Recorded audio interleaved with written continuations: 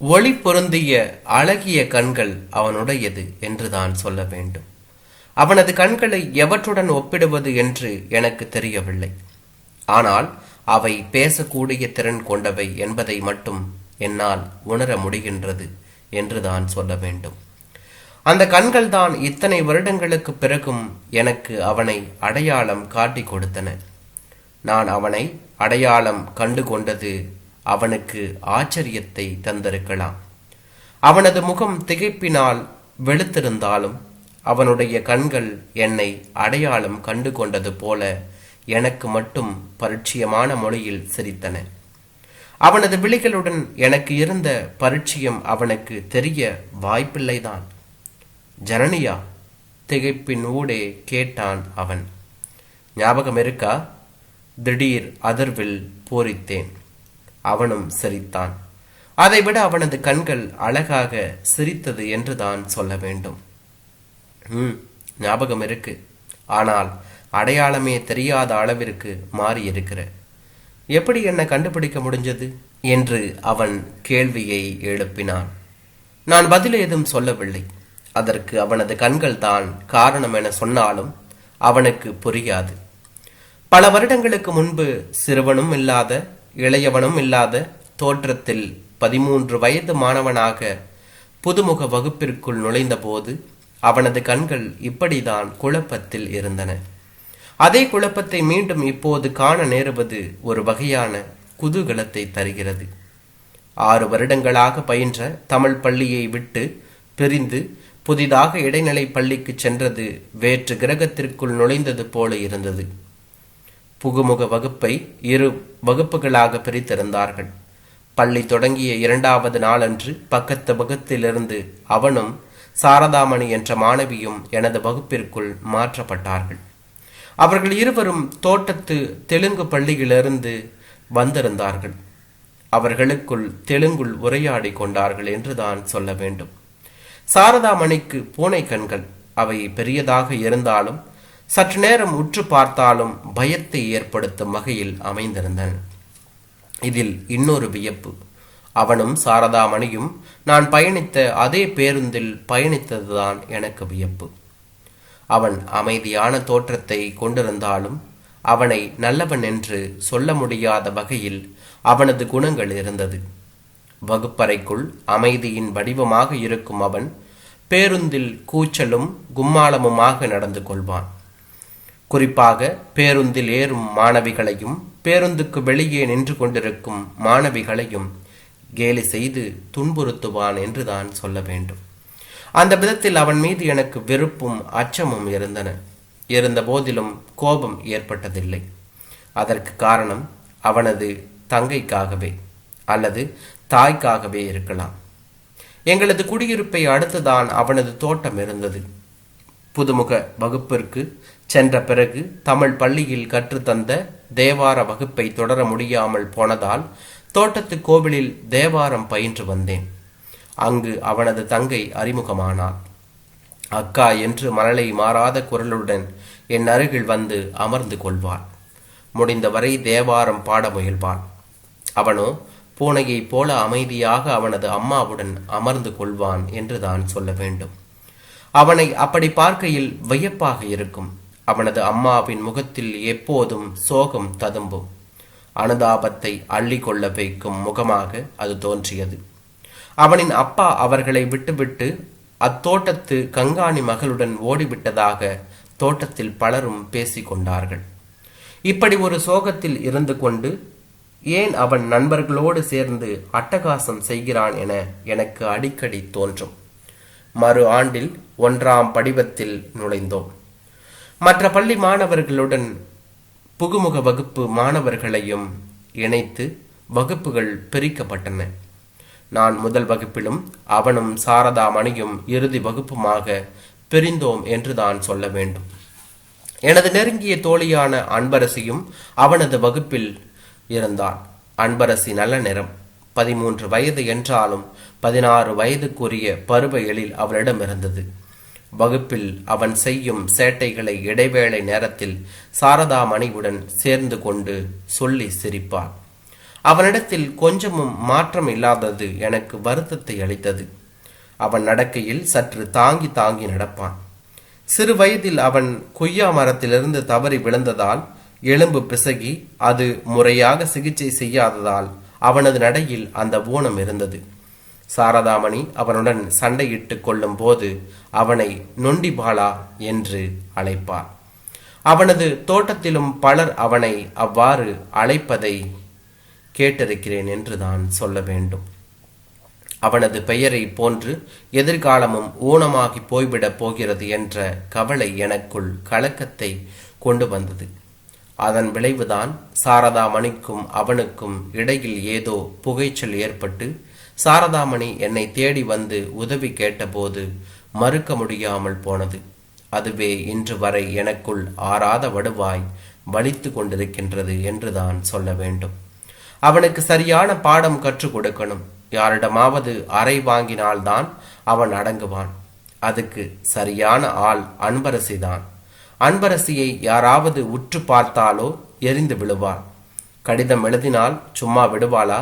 அப்படி ஒரு கடிதத்தை நீதான் எழுதி தரணும். முடியுமா? சாரதாமணி கெஞ்சிய போது என்னால் மறுக்கவே முடியவில்லை. மிக கவனமாக கையெழுத்து தெரியாத வகையில் ஆங்கிலத்தில் அவனது பெயரையும் அன்பரசியின் பெயரையும் இணைத்து சில வாசகங்கள் கடிதமாக எழுதினேன். அதை அவன் எழுதியது போல எழுதி அவனது பெயருடன் முடித்திருந்தேன் என்றுதான் சொல்ல வேண்டும். அந்த கடிதம் மிக கவனமாக ஒரு வெள்ளிக்கிழமை அன்று அன்பரசியின் மேஜைக்கு அடியில் புத்தகப்பை வைக்கும் இடத்தில் வைக்கப்பட்டது. சாரதாமணிதான் அதை வைத்துவிட்டு வந்தாள். அது வெள்ளிக்கிழமை என்பதால் காலை வகுப்புகள் சீக்கிரமாக முடிந்து விடுவதும் மாலை வகுப்புகள் 2 மணிக்கு மேல் தொடங்குவதும் எங்களது செயலுக்கு சாதகமாகி போனது என்றுதான் சொல்ல வேண்டும். இடைவேளை வரையில் நான் பெரும் தவிப்புடன் காத்திருந்தேன். நான் பயந்ததை போன்றே சாரதாமணி இடைவேளையில் அன்பரசியை முந்திக்கொண்டு வெற்றி களிப்போடு வந்து நடந்ததை கூறினாள். நானும் அதை காது கொடுத்து கேட்கலானேன். கடிதத்தை பார்த்ததும் அன்பரசி அதை சுக்குநூறாக கிழித்து அவன் முகத்தில் விட்டெறிந்து ஓங்கி ஒரு அறை விட்டாள். பாவம், அவன் ஆடி போயிட்டான். சாரதாமணி சிரித்தாள். மாலையில் பேருந்தில் அவன் அழுது கொண்டே இருந்தான். தான் அப்படி ஒரு கடிதத்தை எழுதவில்லை என வாதிட்டு மீண்டும் மீண்டும் அழுதான். சாரதாமணி யாரும் அறியாத வகையில் பொங்கி பொங்கி சிரித்து கொண்டு வந்தாள். நானோ உள்ளுக்குள் அழுதேன். அழுது அழுது சிவந்திருந்த அவனது விழிகளை காண துணிவின்றி உள்ளுக்குள்ளாகவே மருகினேன் என்றுதான் சொல்ல வேண்டும். ஆனால் அந்த சம்பவத்திற்கு பிறகு அவன் முற்றாக மாறிப்போனான். பேருந்தில் அவனின் ஆட்டம் பாட்டம் இல்லாது போனது. யாரையும் கேலி செய்வதும் இல்லை. 3ஆம் ஆண்டு தேர்வுக்கு பிறகு சில மாணவர்களுடன் அவன் அன்பரசி சாரதாமணி பள்ளி விட்டே காணாமல் போயிருந்தார்கள். நானும் பக்கத்து தோட்டத்து கோவிலில் தேவார வகுப்பில் போகாததால் எனக்கு அவனை பற்றி சில ஆண்டுகள் வரை எதுவும் தெரியாமல் தான் இருந்தது என்றுதான் சொல்ல வேண்டும். பின்னொரு சமயத்தில் சாரதாமணிக்கு திருமணமாகிவிட்டதாகவும் அவன் அம்மா தங்கையுடன் தோட்டத்தை காலி செய்துவிட்டு போய்விட்டதாகவும் கேள்விப்பட்டேன். அன்பரசியும் வேலை கிடைத்து வெளியூர் சென்றிருந்தாள். அவனிடமோ அன்பரசியிடமோ உண்மையை சொல்லி மன்னிப்பு கேட்க முடியவில்லையே என வருந்தினேன். பல நாட்கள் அந்த விழிகள் அழுத காட்சியை நினைத்து அழுதிருக்கிறேன் என்று தான் சொல்ல வேண்டும். அந்த விழிகளின் உயிர் துடிப்பு இன்று வரை எனது ஞாபகத்தில் இருந்ததால் என்னவோ வாடகை வண்டியில் ஏறி அமர்ந்ததும் அவனை கண்டுகொள்ள வைத்தது என்றுதான் சொல்ல வேண்டும். அந்த விழிகளின் உயிர் துடிப்பிலும் ஒளி சிதறலிலும் இன்றும் மாற்றம் இல்லாதது எனக்கு வியப்பையும் மகிழ்ச்சியையும் தந்திருக்கின்றன. அதே வேளையில் நடந்த உண்மையை சொல்ல இந்த வாய்ப்பை விட்டால் மற்றொரு வாய்ப்பு அமையாது என உணர்ந்து மன்னிப்பு கேட்க அவனது கண்களை ஏறிட்டு பார்த்தேன் என்றுதான் சொல்ல வேண்டும். ஓட்டுநர் இருக்கைக்கு முன்பு இருந்த கண்ணாடியை ஏறிட்டு பார்க்கையில் அவனும் என்னை பார்ப்பது தெரிந்தது. எனது பார்வையின் சங்கமத்தை தாங்க இயலாத போல அவன் பார்வையை சட்டென்று வேறு பக்கம் திருப்பிக் கொண்ட போது நான் வார்த்தைகளை இழந்தேன் என்றுதான் சொல்ல வேண்டும். அவனின் கண்கள் என்னை கொன்றது. காற்றின் பலவந்தத்திற்கு அசைந்தாடிய தீபத்தை பார்க்கையில் தவிப்பும் உள்ளுக்குள் இரக்கம் சுரப்பது போல ஒருவித உணர்வு ஏற்படுமே, அது போன்ற உணர்வுதான் அவளது கண்களை காண நேருகையில் எனக்கு ஏர்ந்தது. ஆரம்பத்தில் அது ஏனென்று புரியவில்லை. நன்கு சிந்தித்து பார்க்கையில் புரிந்தது போல தோன்றியது. அவளது கண்களில் அப்பாவித்தனம் இருந்தது. மொத்த துன்பத்தையும் அந்த கண்களுக்குள் பிழிந்தது போன்று ஒரு வகை சோக பாவம் அது என்றுதான் சொல்ல வேண்டும். கிட்டத்தட்ட அம்மாவின் கண்களுடன் அவளது கண்களும் ஒத்தி இருந்தன. இதுதான் என்று சுரம் பிரிக்க முடியாத சோகத்திலோ அல்லது அது போன்ற ஒரு சாயலிலோ அவளின் கண்கள் இரண்டும் முழுவதுமாக ஊறி கிடப்பதாக தோன்றிற்று. அம்மாவை போல அவளுக்கு உள்ளும் சோகம் இருந்திருக்குமோ என எண்ணிக்கொள்வேன் என்றுதான் சொல்ல வேண்டும். 16 வயதில் திருமணமாகி 18 வயதில் கையில் ஒன்றும் வயிற்றும் ஒன்றுடன் அம்மா வாழ்வை இழந்து போனார். அப்பா மிக சுயநலமாய் அவரது வழியில் போய்விட்டார் என்றுதான் சொல்ல வேண்டும். அம்மாவின் போராட்டம் வார்த்தைகளில் வர்ணிக்க முடியாது என்று சொல்ல முடிந்தது. அம்மா அதிகம் பேசாதவர், அதிர்ந்து பேசி அறவே கேட்டதில்லை என்றுதான் சொல்ல வேண்டும். அவளும் அப்படிதான். அவளின் சிரிப்பு சத்தம் தோழிகளுடன் அவள் குதூகலித்திருக்கும் தருணங்களில் கூட கேட்காது. தேவாரம் பாடும் போது மட்டும் அவளது குரல் கணீர் என்று ஒலிக்கும். கேட்கும் செவிகளை கட்டி போடும். அப்படி ஒரு காந்த குரல். எந்த வசீகரமும் இல்லாமல் அவளது அசைவுகள் என்னை வசீகரித்திருந்தன. அவளுடன் எந்த விதமான விகல்பமும் இல்லாமல் கண்ணியமான நட்பு கொள்ள விரும்பினேன். குழந்தை தனத்திற்கும் வாலிப பருவத்திற்கும் இடைப்பட்ட பருவத்தில் தோன்றும் எந்த உணர்வும் அப்பழுக்கற்றது. எந்த போலிகளையும் அவை கொண்டிருக்காது. நண்பர்களோடு சேர்ந்து கொண்டு பள்ளி பேருந்தில் அரகலை செய்யும் போது அவளை பார்ப்பேன். அங்கு நிகழும் சம்பவத்திற்கும் தனக்கும் எந்த சம்பந்தமும் இல்லை என்பது போல வெளியில் வேடிக்கை பார்த்து கொண்டிருப்பாள் என்றுதான் சொல்ல வேண்டும். அவளது விழிகளை யதார்த்தமாக பார்க்க நேரிட்டாலும் அதில் கனிவு மட்டுமே இருக்கும். என் செய்கைகள் அவளை வெறுப்பேற்றவில்லை என்பது எனக்கு நிம்மதியளிக்க கூடியதாக இருந்தது என்றுதான் சொல்ல வேண்டும். அந்த வேளையில் தான் அன்பரசியின் விவகாரம் நடந்தது. அன்பரசி அழகாயிருப்பாள். அப்படி ஒரு நிறமும் அந்த 13 வயதில் அசாதாரணமாக வாய்த்திருந்த இளமையும் அவளை கர்வம் கொள்ள வைத்திருக்க வேண்டும். அவளிடம் வலிந்து நிற்பவர்களை பார்வையாலேயே எரித்துவிட முயல்வாள் என்றுதான் சொல்ல வேண்டும். படிவம் 1 படிவம் 6 வரையிலும் அன்பரசிக்கு ரசிகர்கள் இருந்தார்கள். அவர்களில் சில மாணவர்கள் அவளிடம் காதல் கடிதம் தந்து வாங்கி கட்டி கொண்டார்கள். மறு ஆண்டில் நான் அவளது வகுப்பு என்பதால் சில காதல் கடிதங்கள் பரிந்துரைக்க சொல்லி என் கரம் வந்ததுண்டு. நான் அதில் என்னை ஈடுபடுத்தி கொள்ளாதவாறு மிக கவனமாக நடந்து கொண்டேன் என்றுதான் சொல்ல வேண்டும். அதற்கு முக்கிய காரணமே அன்பரசி அவளது தோழி என்பதுதான். எவ்வளவோ கவனமாக இருந்தும் யாரோ வெறித்த வலையில் நான் விழுந்தவனானேன். என் பெயருடன் காதல் கடிதம் 1 அவளுக்கு கிடைத்ததும் ஏதும் யோசிக்காமல் அன்பரசி என்னை ஓங்கி அறைந்து விட்டாள். அதை கண்டு சாரதாமணி விழுந்து விழுந்து சிரித்தாள். நான் சிறு வயது முதல் சாரதாமணியுடன் சேர்ந்தே வளர்ந்தவன் என்பதையும் மறந்து எள்ளி நகையாடினாள். எனக்கு நேர்ந்த அவமானத்தை அழுகையில் மறைத்து கொண்டேன் என்றுதான் சொல்ல வேண்டும்.